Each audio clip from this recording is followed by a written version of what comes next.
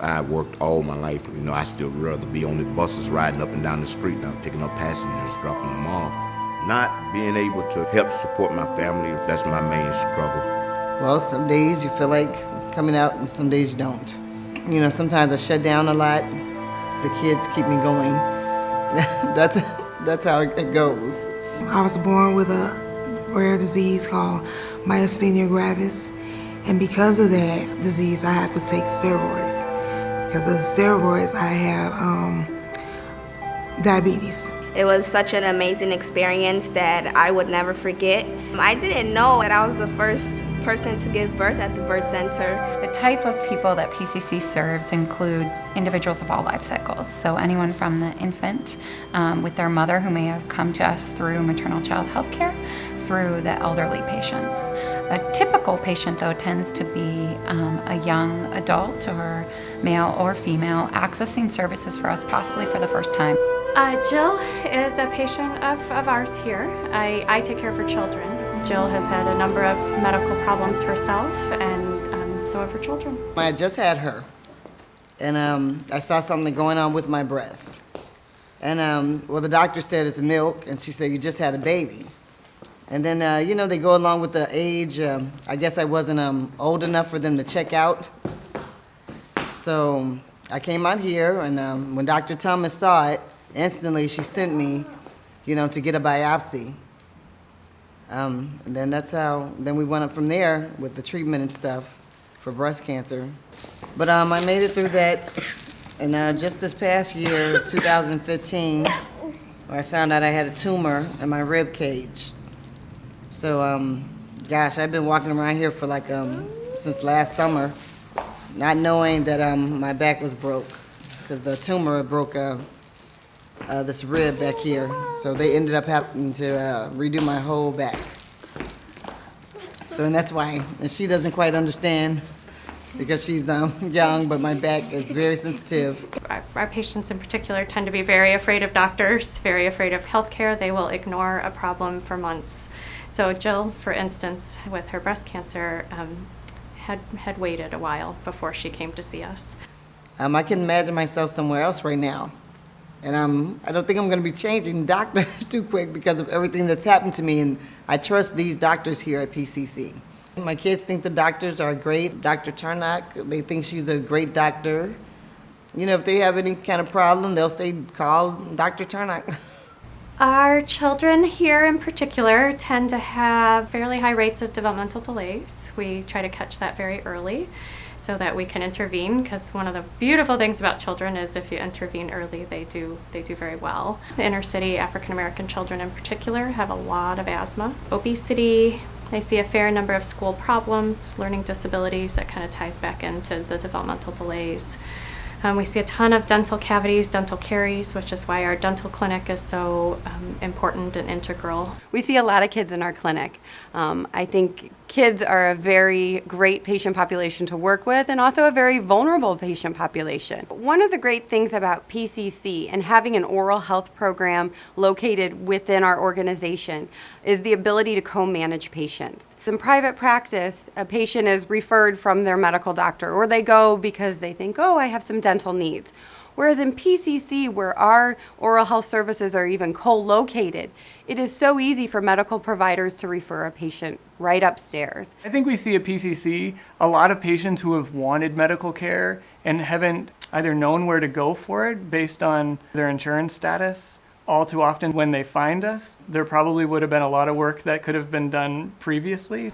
Patients need access to care, and unfortunately, the reimbursement for Medicaid patients is low. So there's many primary care providers who opt out of seeing Medicaid patients. Because of that, they have limited access. Historically, what's happened is that patients have gone to emergency rooms to seek care. And the care that they seek is more episodic. It's not preventive, and it's not maintenance. The PCC model of care provided to our patients here is comprehensive and team-based. So it looks at the whole person and looks at what their needs may be, whether that is medical, behavioral, or social factors. I think of one of my patients in particular who came to us at a period of time where he had been involved in an accident and he was previously insured and seeing somebody, but he wasn't able to work anymore and he lost his insurance. And he had spent a little bit of time without insurance and without care because he didn't know how to or where to access care. So I was doing really well, you know, taking care of my family, working hard every day, saving my money, you know, and then I got sick. Didn't even know I was sick. I had a tumor on my brain and it got so big, it touched the nerve and it gave me a seizure on the right side of my body. And I had to have 2 brain surgeries to get it out, you know. After the brain surgeries, the second brain surgery just left me laying flat on my back. Couldn't move my leg, you know. I was in the hospital for over 3 months, had to learn how to walk all over again. It took everything away from me. It took everything. It's made me feel like less than a man, especially when I didn't have an income coming in. I still, right to this day, I still don't have an income. Learning about the mental health needs of the patient as well, which would have potentially gone unmet, could have left him in a bad place. I just went to another place. I went to a dark place, a place that I didn't want to go. I would get like maybe 15 hours of sleep in a week. Sitting up all night, you know, got to hallucinating, seeing things, hearing things. Figured it was my mind playing tricks on me, but it was real, you know. I mean, I didn't want to be here no more, you know. I thought about taking my own life many times. Because my wife is really sick herself. She's still a lot of doctor. My wife is I'm a type 2 diabetic. She's a type 2 diabetic. I'm on medication, but she take 4 insulin shots a day. You know, and she's hurting all the time. And just to see her get up and go to work,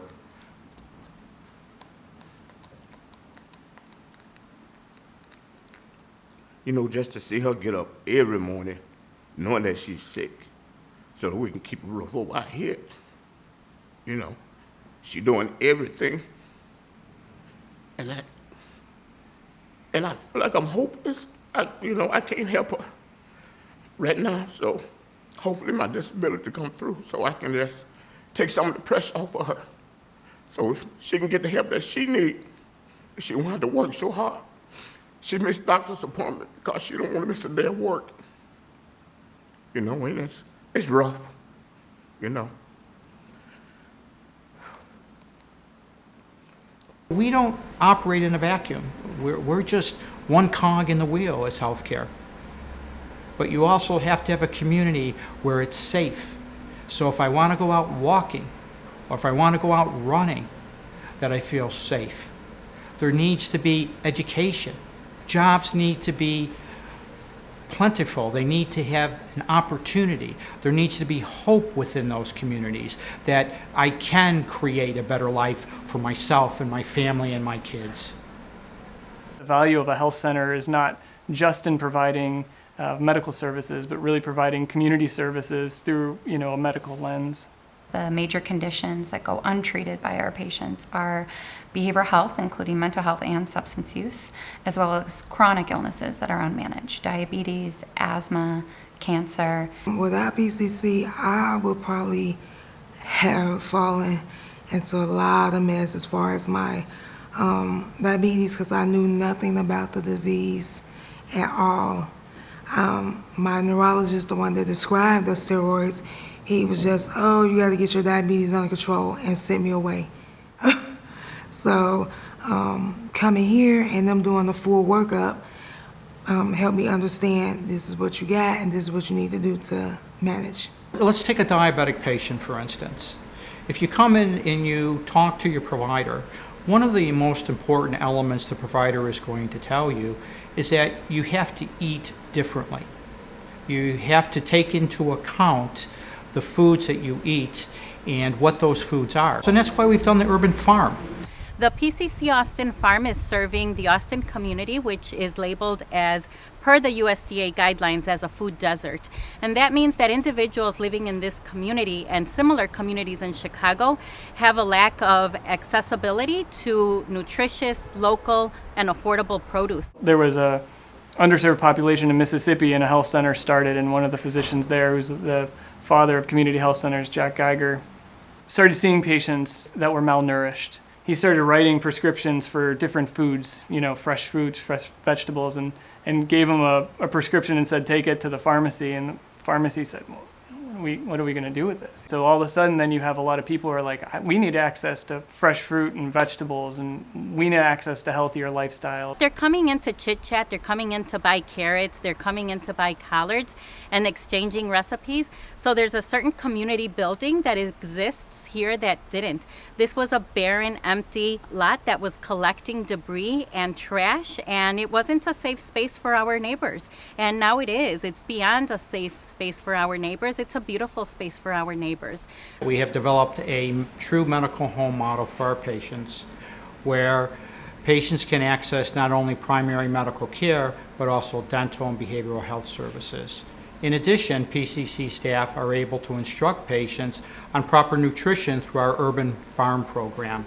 Plus, we're the first organization in the state of Illinois to operate a freestanding birth center. It is really good to have that birth center in that area. It's a good, close place to home. If I was to go to a hospital, I believe I would have had my daughter in the car. The birth center is just a really, really good experience, and it makes you love your child and want to be more closer to your child. Having it at the birth center, it makes a difference in your life. Look at our lovely birth room. We're very proud of our birth room and the atmosphere we can create in the environment in which women can feel comfortable and private. They also have special supports with a wonderful deep tub that they can relieve themselves of some of the discomforts of labor. Their families can also stay in this room after they give birth. This is our first family room. We try to make our birth center friendly and home to all the different folks that we serve. My daughter, she's the most beautiful, happiest little girl I ever met. What else might they need? Is it with respect to getting to the appointment for transportation, completing that referral for their mammogram or to the specialist?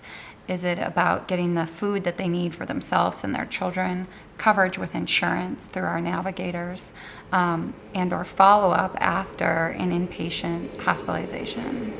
All too often, underserved communities are sort of left to struggle and fall through the cracks. And I went into medicine in general to be able to dedicate my time and my life to taking care of those patients. We treat them like family. Our staff knows them all. They know our staff. They ask about my job. They ask about my son. Even though I'm here for me, they ask about what's going on in my day-to-day.